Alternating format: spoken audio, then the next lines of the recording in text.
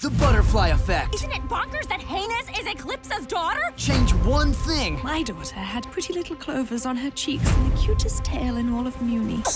A tail? Change everything. Beast can smell your fears before you're even afraid. I request a trial by Vox. Are you sorry for what you've done? No, I'm not. Hello, starring Mako. Welcome back to the Roundtable. I'm AwestruckVox, and Star vs. the Forces of Evil has dropped a brand spanking new promo for the second half of Season 3. If you're out of the loop, and apologies on our end for not getting a news update out on it, 5 new episodes are coming our way in a weekly format. That's right, weekly. So we'll actually have time in between episodes to theorize and speculate what'll happen next, break down and find all the little Easter eggs. It'll be a grand old time. These new episodes are the Bog Beats of Bogaba, Total Eclipse of the Moon, Butterfly Trap, Ludo Where Art Thou, Is Another Mystery, Marco Jr., Schooled, Booth Buddies, Bamboo Patty, and Tough Love. These episodes were supposed to air in January as confirmed by a storyboarder, but was delayed for an unknown reason. I have an idea on why these episodes were delayed, but be warned, it's not a good one, and we'll explore that in a separate video. Regardless, from the trial of Eclipsa to the return of Ludo in a hopeful plot-relevant manner, it seems the second half of this season has a lot to offer. Let's dive in. The butterfly effect. Isn't it bonkers that Heinous is Eclipsa's daughter? So, first things first.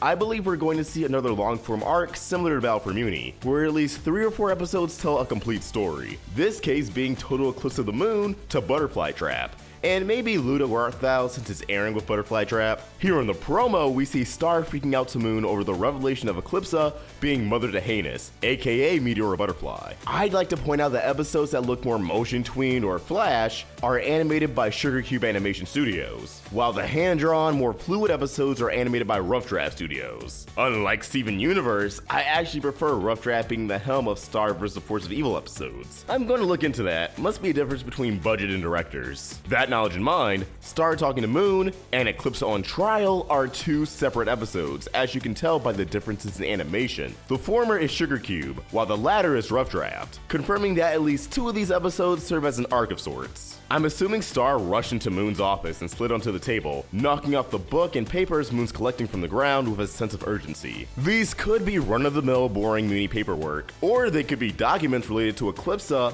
in preparation for the trial. If the room Eclipsa's trial is held in looks familiar, it's the bureaucracy of Magic headquarters, introduced in Page Turner, which confuses me because Moon's phrasing in Stranger Danger made it sound like the trial would be a public affair to all of Muni, saying she's only holding it so there's no doubt to anyone that Eclipsa is evil. It's possible this trial will be broadcasted, but I don't know, just comes across as a small inconsistency. Also, we've never seen Eclipsa in this outfit before. Whoa mama. So stylish, so dashing. Her belt sports a crescent moon being eclipsed. That can't be foreshadowing or anything. While it doesn't mean too much in the long run, I believe where these episodes pick up indicates Stump Day and Holiday Spell Show aired out of order to make room for the holidays. Again, nothing damaging and can be easily rearranged when people are rewatching the series, but it does slightly break the flow of the arc's narrative. Change one thing. My daughter had pretty little clovers on her cheeks and the cutest tail in all of Muni.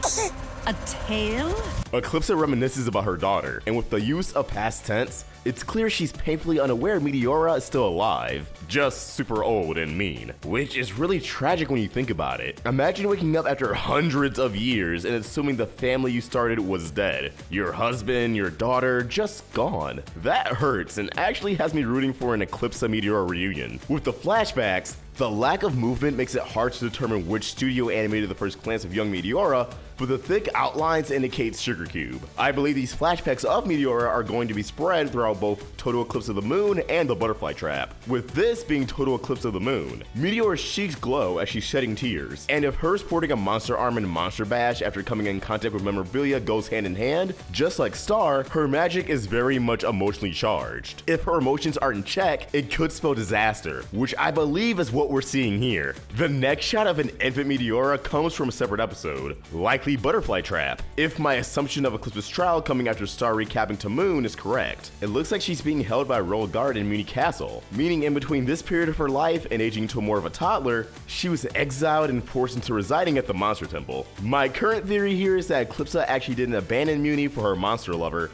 and Meteora right away, but rather was threatened to lose Meteora after her raw power started to leak out into the world. Some kind of dark twist putting Mooney at fault is definitely going to come into play. Meteora is the key to unlocking it, which is why, narratively, the trial is happening now after the big family reveal instead of prior. Moon seems deeply concerned towards Meteora possessing a tail, which could point towards deeper issues in cases of human-monster hybrids sporting tails. Maybe tails signify the ability to transform into something much larger and horrifying, like Saiyans turning to Zarus in Dragon Ball. Or Moon's just creeped out by it, thinking it's unnatural. We already know what monsters and humans are standing for in this situation, so allow me to say, race mixing is a thing.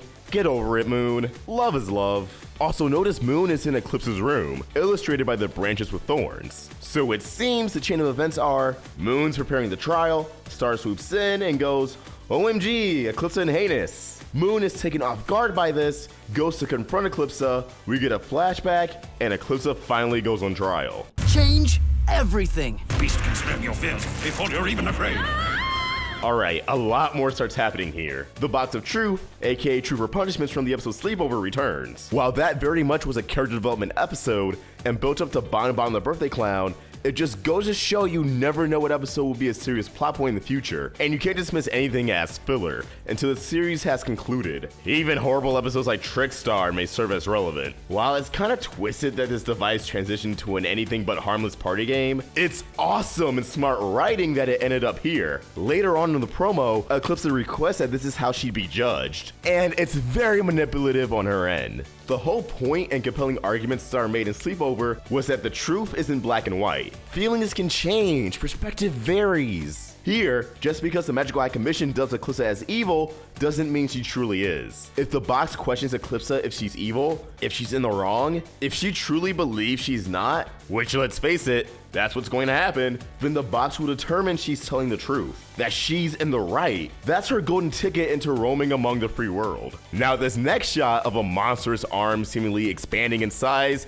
feels familiar, doesn't it? It's identical to the arm of Eclipsa's monster love, down to the stripes and everything. While these stripes were lacking on Meteora at the end of Monster Bash, I still have reason to believe it's her, just in another flashback that takes place in the butterfly trap. Reason being is the obvious mutant pigmentation Meteora sports. It's present on this arm, it just fades into the monster red. I think we're seeing an emotional Meteora unleashing a terrifying transformation, where she takes on forms similar to her father. Scary stuff. The dialogue overlaying these scenes, Beast can smell your fear, or is it filth, before you're even afraid, and the scene of Star in a pot with some kind of something seems too thick and gooey to be stew, are both from the same episode. Bog Beasts of Bogaba. Bog Beasts have appeared in World of Warcraft, and are large plant-like creatures. Half plant, half beast. Can you dig it? The two branches sticking out of the silhouette's head likely belongs to a bog beast, and could even be a crown if it's not his head. Now I think this will be more of a one-off adventure, comedy-driven episode, and won't be taken too seriously, especially being the first episode back in. Star's gotten into some trouble, but overall, it'll introduce just another part of the show's lore that'll be important down the line. This seems to be another Sugar Cube episode though, and since it's airing with Total Eclipse of the Moon, then I'm confident this happens before this. I'm gonna go on a hunch and say the identity of who Marco's staring down is already a popular topic of discussion. The skin tone matches the arm we speculated on earlier, and Eclipsa's husband. It could be someone of the same species, but I personally don't think it's either of them. They both like a go-to from what we can see, although you can argue that since the tapestries are exaggeration, they didn't portray his go-to, but why would you make the monster look better than he is? I'm leaning towards this scene, and by extension this episode, not being as serious as many would think it is, but still very interesting. I'm excited to see how it all unfolds. And if it is a transfer Meteora, or her father exacting revenge on Marco, then dang, my gut has failed me. I request a trial by Vox. Let's get into something that actually made me laugh pretty hard. Moon holding a scroll, clearly moving with a purpose, getting knocked upside the head by a spider wearing a crown. And oh my lord, that spider was on a mission. Did you see the force? How fast it decked Moon? I think it's after the scroll for whatever reason. Me thinks this is Total Eclipse of the Moon, and the scroll is in relation to the trial. I don't think Muni Castle has elevators, but we know the bureaucracy of magic does, where Moon likely is. Setting this at the end of the episode leading into the butterfly trap. Why this spider in particular is after her, or why the spider jacked her crown is beyond me. Perhaps the information Moon has can make or break the case, in the opposite direction of the majority's favor. Either way, I know this scene is going to be absolutely hilarious. Star in a bush with fire-breathing creatures and eyes lighting up behind trees in the forest both seem to be from Bog Beast of Bogava, which I already stated my belief on it being a comedic relief episode, so I don't have much commentary here. However, this badass cut of Ponyhead's sisters and Star riding Cloudy, while I dream of this being the squad pulling up into battle, and it still very well could be, I still think at its core we're looking at a snippet from a comedy-driven episode. I know that's not giving Ponyhead and her sisters much credit, but come on, not the best track record. I still think this will be in the episode Bambi Patty, but hey Star Staff, prove me wrong. I'd love for this to be a high-stakes moment. Put some respect on Ponyhead's name. Either way, it's a wallpaper-worthy shot. Are you sorry for what you've done? No, I'm not.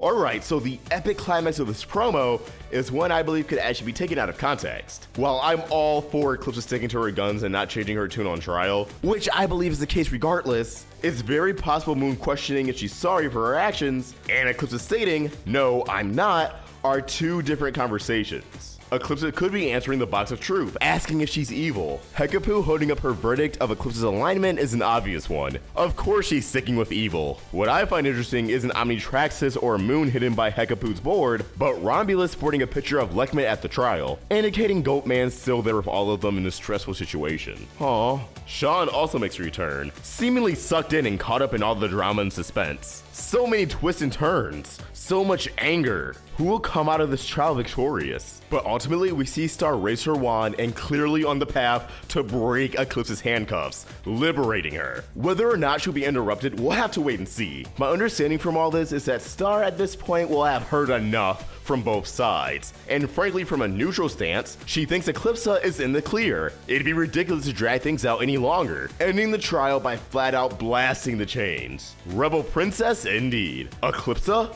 A free woman? Can this end well for anybody besides herself? Very, very ominous. Hello, starring Mako.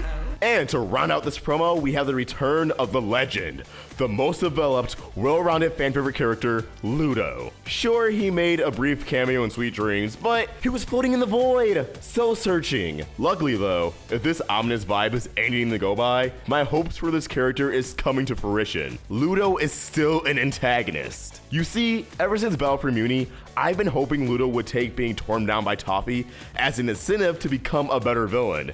Someone who can climb his way to the top and overthrow Muni without being manipulated. Yes, I'm wishing for Ludo to learn the wrong lesson from his experience, but it'd all pay off in him having an actual victory against Star and Marco and have the eventual complete redemption of character be that much more satisfying. The latest iteration of his appearance is also what I'd imagine, and I'm very delighted to see it in canon, sporting both his beard and his skull crown. We can assume this means he ditched the chip bag. Hopefully he deserves better. Will he don his green cloak once more? Also, I may be wrong, but it appears he's in his family's home. Really? They took him back in? It's a nice follow-up to Dennis and Face the Music, but still, I'm shocked. Regardless, all aboard the Ludo train. That about wraps up our breakdown of this intense promo. Did we miss anything? What moment are you most excited for? Do you think Eclipsa will be freed? What about Meteora? Where do you see things going with her? Please, leave everything in the comments below or let us know at Roundtable Vids on Twitter, Instagram, and Facebook. You can also find me personally at AwestruckVox. If you enjoyed this video, please sort of like, share, and if you're new here, subscribe. Hit that bell for notifications so you can stay in the loop with all things Star versus the forces of evil. Thank you for watching, and I hope you have a beautiful day. AwestruckVox out.